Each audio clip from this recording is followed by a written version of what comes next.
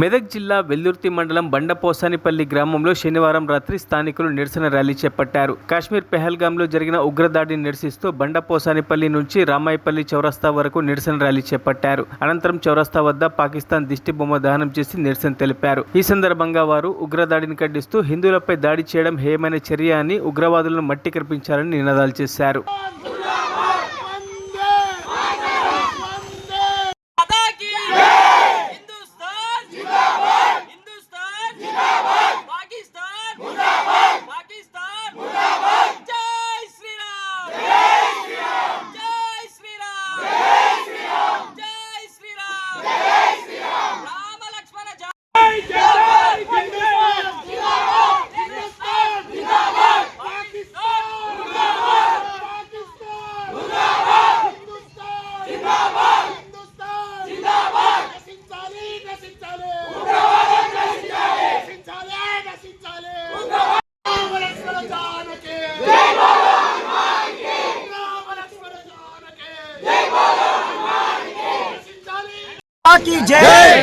ఈ రోజు బండపోసానిపల్లి గ్రామం నుంచి యువకులం అందరము అత్యధిక సంఖ్యలో పాల్గొని పహల్గాం ఉగ్రవాద కార్యక్రమాన్ని దాడిని ఖండిస్తూ మేము ఈ గ్రామం తరఫున నిరసన వ్యక్తం చేస్తూ రామాయపల్లి నుండి బండపోసానిపల్లి నుండి రామాయపల్లికు ర్యాలీగా తరలి రావడం జరిగింది.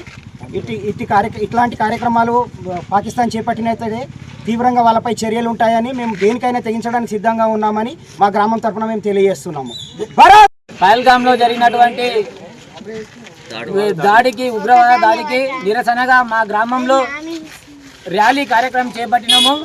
యువత అంతా పెద్ద ఎత్తున ర్యాలీ కార్యక్రమం బండపోసానిపల్లి గ్రామం నుంచి రామాయపల్లి చౌరస్తా వద్దకు గ్రామము యువకులందరూ ర్యాలీగా నిరసన చేపట్టి పాకిస్తాన్పై మోదీ గారు కఠిన చర్యలు తీసుకోవాలని యువత తరపున మా గ్రామ పెద్దలు, గ్రామస్తులు, యువకులు అందరూ మోడీ గారిని కోరడం జరుగుతున్నది.